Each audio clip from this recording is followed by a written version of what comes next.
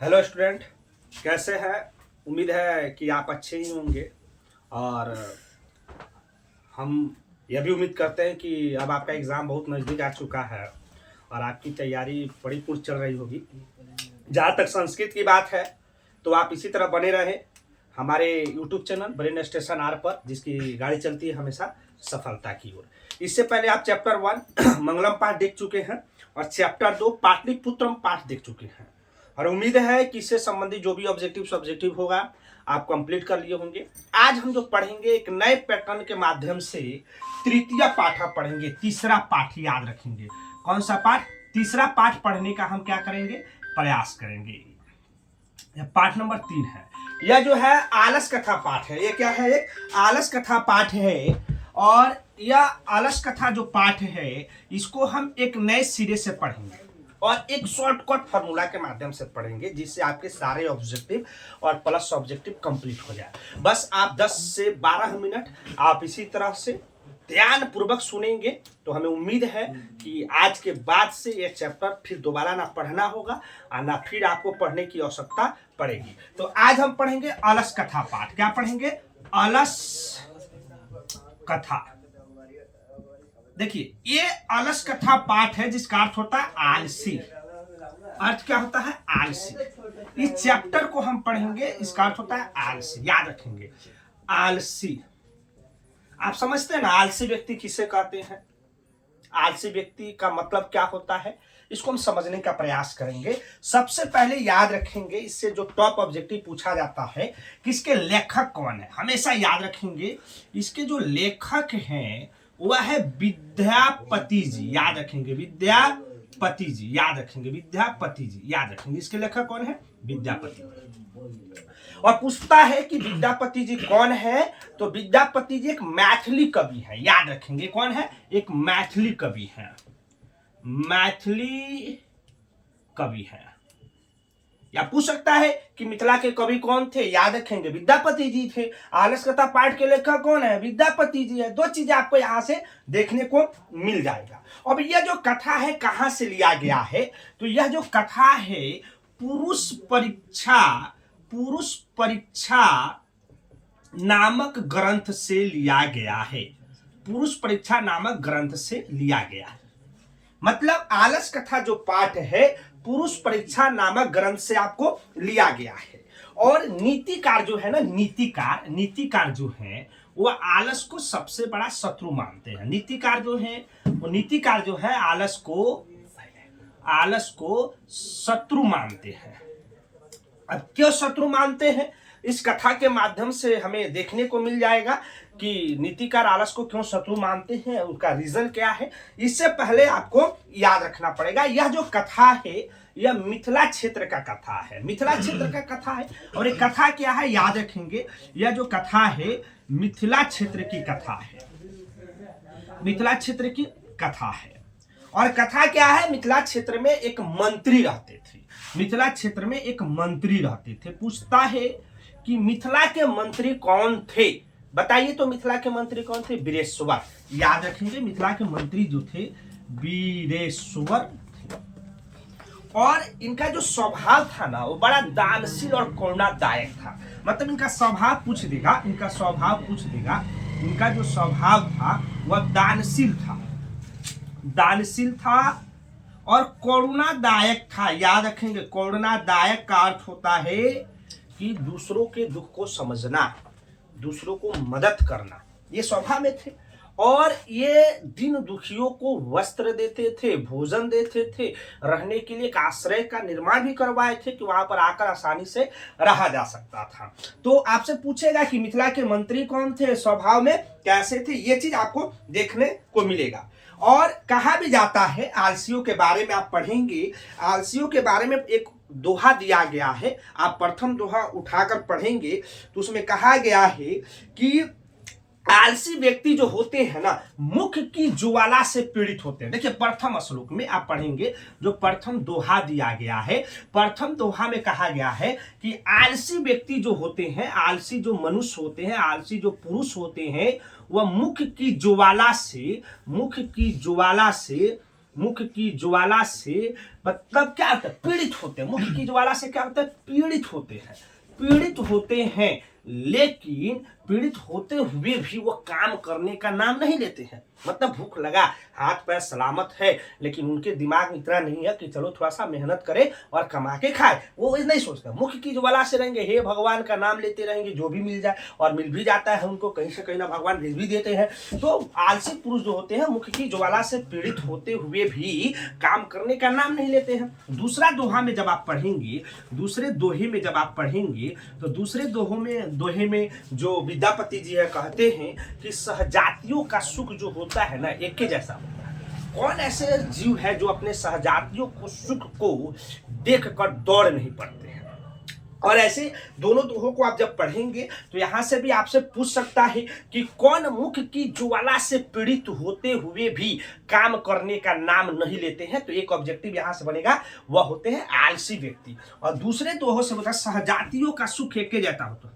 सहजातियों का सुख है ना, सुख एक के जैसा होता है, एक जैसा होता है, एक जैसा होता है।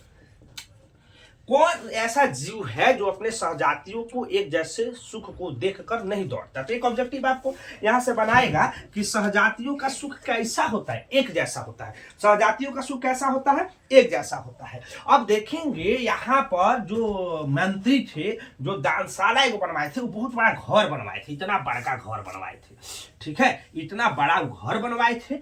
और इसमें मतलब आलसियों की रहने के लिए कमरे थे, खाना बनाने के लिए कमरा था, यानी ठहरने के लिए हर तरह की व्यवस्था थी यहाँ पर। अब जैसे ही यह घर, देखिए घर बना दिए है ना, साफ खूबसूरत घर है, देखिए ये ऐसा ही घर बना दिया गया था, ठीक है, ऐसा ही घर था। जो आलसी लोग इसमें क्या कर रहे थे, रह रहे थे आराम से, ठीक है। और इसमें अलग अलग की व्यवस्था थी। और इस घर की देख रेख के लिए एक नियुक्त पुरुष थे। कौन थे, नियुक्त पुरुष थे। नियुक्त पुरुष जो थे ना, इसकी जिम्मेवारी थी कि यह देख रेख करे, इसकी क्या करे, देख रेख करे। तो उसने देखा कि दिन प्रतिदिन रोज जो है ना, इसमें संख्या बढ़ते जा रहा है, यानी दिन प्रतिदिन संख्या क्या हो रहा है, बढ़ते जा रहा है, बढ़ते जा रहा है, याद रखेंगे, बढ़ते जा रहा है। तो उसने सोचा, ये इसने सोचा, इसने जानते हो क्या सोचा, पूछता है नियुक्त पुरुष ने क्या सोचा। तो नियुक्त पुरुष ने सोचा यक्षम बुद्धि के द्वारा, यक्षम बुद्धि के द्वारा जो उस लायक है, मतलब जिसको दान देना चाहिए, जिसको भोजन कराना चाहिए, वैसे ही लोगों को देना चाहिए, भोजन कराना चाहिए, रहने की व्यवस्था करानी चाहिए। इसमें तो देख रहे हैं धूर्त भी आ रहा है, बनावटी आलसी भी आ रहे हैं, और भोजन करते जा रहे हैं, ठहरते जा रहे हैं। तो ऐसा अगर चलता रहा तो भाई दानशाला में जो द्रव्य रखा गया है, जो भंडारित करके अनाज रखे गए हैं, वो तो खत्म हो जाएंगे। तो इसीलिए सोचा कि परीक्षा ली जाए। ये नियुक्त पुरुष ने सोचा कि इनकी परीक्षा ली जाए, इनकी परीक्षा ली जाए। और इनकी परीक्षा लेने के लिए सोचा कि इसमें आग लगा देते। इसमें क्या लगा देते हैं, आग लगा देते हैं, और देखते हैं कि क्या होता है। तो जैसे ही दानशाला में आग लगा दिया गया, जैसे ही दानशाला में आग लगा दिया गया, तो सबसे पहले भाग गए धूर्त। सबसे पहले कौन भाग गए, धूर्त। याद रखेंगे, दानशाला में आग लगने पर सबसे पहले कौन भागा, धूर्त। उसके बाद बनावटी आलसी, उसके बाद बनावटी आलसी, याद रखेंगे, बनावटी आलसी भाग गए। और बनावटी आलसी के बाद आप देखेंगे कि उसके बाद से चार जो पुरुष थे, चार जो मेन आलसी थे, इसमें सोए थे। हमें देखिए, प्रथम आलसी है, ये सोया है आराम से। ये दूसरा आलसी है, ये भी सोया है आराम से। ये तीसरा आलसी है, ये भी सोया है आराम से, ठीक है। और ये चौथा आलसी खराटा ले रहा है, तो वो सो रहा है। तो ये पहला जो है ना, देखिए पहला आलसी जो है, ये पहला आलसी बोला, रे बाहर कैसा शोरगुल है, देखो तो थोड़ा जाके। तो पहला ने क्या कहा, कैसा शोरगुल है, कैसा शोरगुल है। पूछेगा किसने कहा कि कैसा शोरगुल है, तो पहला ने कहा कैसा शोरगुल है। ये ठंडी के मौसम था, रजाई में सोए हुए थे, ठीक है, और आग लग गया, भागो भागो की आवाज आ रही थी, और ये सब सुन रहा था, पहला सुन रहा था, और सोचा कि रे कैसा शोरगुल है रे, देखो तो जाके। इस सबसे बोल रहा है, वो अपने नहीं जा रहा है, गधा कहीं के, वो बस सोया है आराम से, अपने नहीं जा रहा है। देखना रे कैसा शोरगुल है, गधा जर जाएगा, मर जाएगा, समझ में नहीं आता है। अब ये क्या था, इसका तो सरदारी था, दूसरा आलसी को देखिए, हे धीराष्ट्र को ही के, तुमको पता नहीं है, ये कहता तुमको पता नहीं है, इससे कोरा कैसा स्वर्ग लगता है घर में आग लग गया है, लगता है इस घर में आग लग गया है। बताइए गधा, तुझे तो पता है घर में, जिस घर में सोया है उसमें तो आग लग गया है। तो तीसरका तो ओकरो से बड़का गधा था, वो भगवान से प्रार्थना कर रहा था। देखिए प्रार्थना स्वीकार भी हो गया। बोला था हे भगवान, कोई धार्मिक व्यक्ति नहीं है जो भींगा हुआ कम्बल लाए और हम लोग को उड़ा दे, ठीक है, हम लोग पर ढक दे, ठीक है, हम लोग बच जाएंगे। ये आपस में दोनों से बोल रहा था। तीसरका क्या कहा, हे प्रभु, हे भगवान, कोई धार्मिक व्यक्ति नहीं है जो भींगा हुआ कम्बल लाए और आराम से हमें उड़ा दे। गधा कहीं के भागना चाहिए, देखिए कम्बल मांग रहा है। तीसरका व्यक्ति क्या मांग रहा है, कम्बल। तो चौथा देखो खराटा ले रहा था, ऐसे खराटा ले रहा था। तो चौथा ने कहा, अरे बचला, काहे का शोरगुल करता है तुम लोग, सो जाओ, ज्यादा शोरगुल मत करो, नींद ना डिस्टर्ब हो जाता है। तुमको समझ में नहीं आता, नींद डिस्टर्ब हो जाता है, याद रखेंगे, नींद बार। चौथा ने कहा ए शोरगुल मत करो, चौथा ने क्या कहा, शोरगुल मत करो। तीसरा ने क्या कहा, कंबल भींगा हुआ धार्मिक व्यक्ति से मांगा। और चौथा ने कहा शोरगुल मत करो, नींद खराब हो जाएगा, ठीक है। और चारों आपस में भुनुर बातें कर रहे थे। तले भगवान इस धार्मिक व्यक्ति का कामना किया था, तले इस चारों का बतिया ना एक नियुक्त पुरुष सुन रहा था। सोचा बाप रे बाप, अगर इसको नहीं बचाया जाए बेचारा चारों जल के राख हो जाएगा। तो बाल पकड़ के, झोंटा पकड़ के, बाल पकड़ के बाहर निकाला। याद रखेंगे, पूछता है चारों आलसियों को किसने निकाला, नियुक्त पुरुष ने। कैसे निकाला, बाल पकड़ के निकाला। तभी उसमें तीसरा श्लोक पढ़िए, तीसरा श्लोक जो दिया गया है, तीसरा का जो दोहा दिया गया है उसको पढ़िए। और तीसरा का दोहे का अर्थ उसमें बताया गया है कि बालक की रक्षा उसकी माँ करती है। बालक की रक्षा कौन करता है, बालक की रक्षा उसकी माँ करती है, उसकी माँ करती है। उसी तरह से पत्नी की जो रक्षा है उसका पति करता है। उसी तरह जो आलसी व्यक्ति होते हैं, आलसी व्यक्ति जो होते हैं, इनकी रक्षा कोरोनादायक व्यक्तियों के बिना नहीं हो सकती है। तो इनकी रक्षा कोरोनादायक व्यक्ति के बिना नहीं हो सकती है। तो ये कहानी का आपका सारांश है, इससे ज्यादा आपको कुछ नहीं पढ़ना है।